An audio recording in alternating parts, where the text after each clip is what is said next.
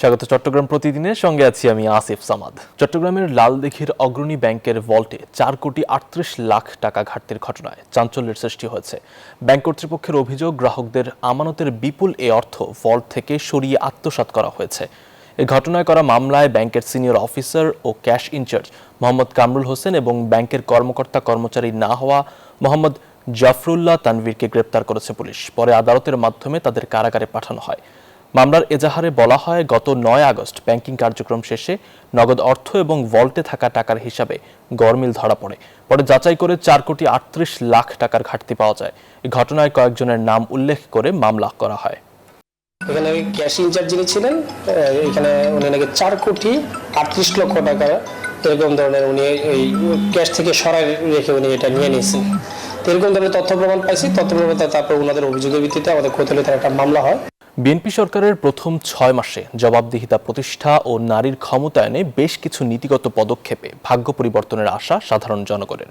চট্টগ্রাম সহ সারা দেশে গ্রাহক সেবা কার্যক্রম চলমান রাখতে সরকারের ছিল জোরালো ভূমিকা। তৃণমূলের রাজনীতি ও কর্মকাণ্ডে গুণগত পরিবর্তন সহ প্রকল্পের বাড়তি অর্থ ফেরত দেওয়ায় গণতন্ত্রের জবাবদিহিতা ফিরেছে বলে অভিমত বিশ্লেষকদের। চট্টগ্রাম থেকে নয়ন বড়ুয়া জয়ের তথ্য চিত্রে ডেস্ক রিপোর্ট। সরকারের দায়িত্ব নেওয়ার 6 মাস পূর্ণ হবে আগামী 16 অক্টোবর। সরকার প্রথম 180 দিনে সুনির্দিষ্ট কর্মপরিকল্পনায় ভাগ্য উন্নয়নের আশায় বুক বেঁধেছেন জনগণ। জবাবদিহিতা ও সুশাসনের দিকে সরকারের কড়া নজরে বর্তমান সরকারের আমলেই তৃণমূল পর্যায়ে চট্টগ্রাম সহ সারা দেশে চলছে নানা সেবা কার্যক্রম। ওয়ার্ড থেকে ইউনিয়ন পরিষদে ভোগান্তি কমেছে বলছেন সাধারণ মানুষ। কোনো ঝামেলাতে না, আমরা খুব ভালো আছি এখানে, কিন্তু কোনো আবজাব কোনো ঝামেলা হচ্ছে না। আমাদের ইউনিয়ন পরিষদ আগস্টে আরো ভালো চলতেছে, সুন্দর চলতেছে। বর্তমান সরকার আসার পর থেকে মোটামুটি ভালো চলতেছে, খারাপ না। চেয়ারম্যান না থাকার কারণে যে আমাদের এই ধরনের কোনো প্রভাব এখানে পড়ে নাই। সরকারের বিভিন্ন প্রকল্পের বাড়তি অর্থ সরকারি কোষাগারে ফেরত দেওয়ার ঘটনায় সরকারকে প্রশংসায় ভাসাচ্ছেন নাগরিক প্রতিনিধিরা। আশা করব এটা অনুসরণ করে তোমরা সেই পথে এগোবেন এবং একটা সুশাসিত বাংলাদেশ প্রতিষ্ঠিত হওয়ার ক্ষেত্রে মাত্র বদনামের ভাগিদার হবে না, তারা নিজেদেরকে পরিবর্তন করার মধ্য দিয়ে দেশ এগিয়ে যাবে। শুধু প্রশাসনিক নয়, রাজনীতিতেও ফিরেছে জবাবদিহিতা বলছেন বিএনপি নেতারাও। সরকারের সময় তো কোনো জবাবদিহিতা ছিল না। জবাবদিহিতা যে কোনো গণতান্ত্রিক সরকারের থাকবে এবং সেটা দিবে। এদিকে প্রশাসন ও রাজনীতিতে নারীদের ক্ষমতায়ন বাড়লেও নিরাপত্তা নিশ্চিতের তাগিদ নারী নেত্রীদের। আমাদের প্রত্যাশা এবং আমাদের আবেদন, আমরা নারীর জন্য যে জায়গাটা তৈরি করা দরকার, নারীর যে অগ্রযাত্রা, এইটাকে যেন নিয়ে যেতে পারে, কোনো জায়গায় যেন বাধাগ্রস্ত না হয়। প্রশাসনিক ও রাজনৈতিক গতিশীলতার পাশাপাশি প্রাতিষ্ঠানিক জবাবদিহিতা ও স্বচ্ছতা নিশ্চিত করার উপর আরো জোর দেওয়ার তাগিদ বিশিষ্টজনদের। Desk report, news 24। ভরা মৌসুমে চাঁদপুর মৎস্য আড়তগুলোতে ইলিশের আকাশচুম্বী দাম। প্রতি কেজি বিক্রি হচ্ছে 2,800 থেকে 3,000 টাকা। মাছের বাজার নিয়ে বিস্তারিত জানাতে যুক্ত হচ্ছেন সহকর্মী খোকন কর্মকার। খোকন, ইলিশের সরবরাহ ও দাম কেমন দেখছেন আর কি বলছেন ব্যবসায়ীরা, সেটি আমাদেরকে জানাবেন। হ্যাঁ সামাদ, ভরা মৌসুমে ইলিশের কেজি অর্থাৎ 1 কেজি সাইজের ইলিশের কেজি প্রায় 2,800 থেকে 3,000 টাকা এখনো বিক্রি হচ্ছে। এখন এতে কিন্তু ক্রেতা সাধারণ কিন্তু হতাশ। আমি আছি চাঁদপুর বড় স্টেশন মৎস্য অবতরণ কেন্দ্রে। সেখানে দেখা যাচ্ছে যে আসলে ইলিশের আমদানি গত বছরও যে পরিমাণ আমদানি হয়েছিল, কিন্তু এবার সেই পরিমাণ আমদানি হচ্ছে না, যার ফলে দামও কমছে না। মাঝে মধ্যে যদি 2-3 দিন সপ্তাহে আমদানি হয়, এর মধ্যে আবার দেখা গেছে যে 4-5 দিন ব্যবসায়ীরা বসে থাকতে হয়, যার ফলে ইলিশের দাম কমার কোনো সম্ভাবনা নেই। অর্থাৎ এখনো 1 কেজির উপরে ইলিশ কিনতে হচ্ছে 3100 থেকে 3200 টাকা কেজি করে। আর এছাড়া 700-900 গ্রামের ইলিশ বিক্রি হচ্ছে অর্থাৎ 2200 থেকে 2500 টাকা কেজি করে। আর তার 400-500 গ্রামের ইলিশ বিক্রি হচ্ছে এখনো 1500 থেকে 1800 টাকা কেজি ধরে। তো এই যে মাছের দাম, অর্থাৎ এই মৌসুমে মাছের মাছ না কিনতে না পারায় অর্থাৎ ক্রেতা সাধারণ কিন্তু হতাশায় তাদের দিন কাটে। এই ছিল চাঁদপুরের ইলিশের সর্বশেষ তথ্য। আমি ফিরছি স্টুডিওতে। খোকন, ধন্যবাদ আপনাকে।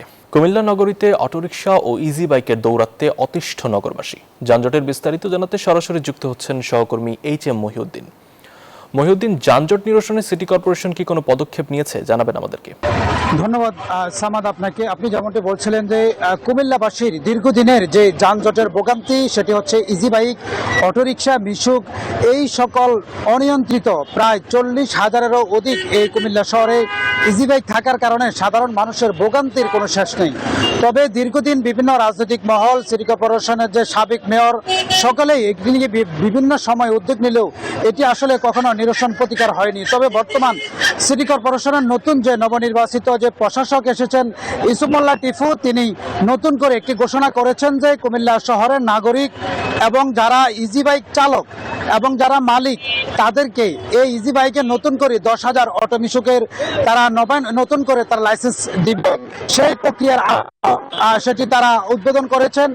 আগামী 31শে আগস্টের মধ্যে যারা আবেদন করবেন সেটি যাচাই বাছাই করে এই কুমিল্লা সিটি কর্পোরেশন থেকে মাত্র 10,000 ইজি বাইক এবং মিশুক অটো রিক্সা সহ তাদেরকে অনুমোদন দেওয়া হবে। তো এই বিষয়গুলো নিয়ে তারা কাজ করছে কুমিল্লা সিটি কর্পোরেশন, এবং আশা করা যাচ্ছে আগামী 31 তারিখের মধ্যে যদি এ ধরনের পদক্ষেপ নিয়ে এই কুমিল্লাবাসীকে ইজি বাইক থেকে মুক্ত করে তাহলে কুমিল্লাবাসীকে এই দীর্ঘদিনের নাগরিক ভোগান্তি দূর হবে। এই ছিল আমার কাছে কুমিল্লা থেকে সর্বশেষ। চলে যাচ্ছে স্টুডিওতে সামাদ।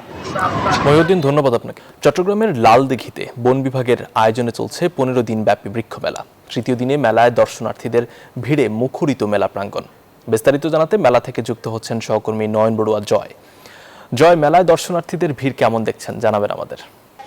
আসিফ সামাদ, আপনি জানেন যে বৃক্ষরোপণে সাজায় দেশ, সবার আগে বাংলাদেশ, এমন স্লোগান নিয়ে কিন্তু চট্টগ্রামে গত পরশুদিন থেকেই চলছে আজকে তৃতীয় দিনের মতো বৃক্ষ মেলা। লালদিঘি ময়দানে কিন্তু প্রতি বছর নিয়ে এই বছরও কিন্তু বৃক্ষ মেলায় 30টির উপর নার্সারি কিন্তু এখানে এসেছেন। তো এখানে এক একটি নার্সারিতে 1000-এর উপর কিন্তু চারা রয়েছে, বিভিন্ন প্রজাতির চারা আমরা দেখতে পাচ্ছি।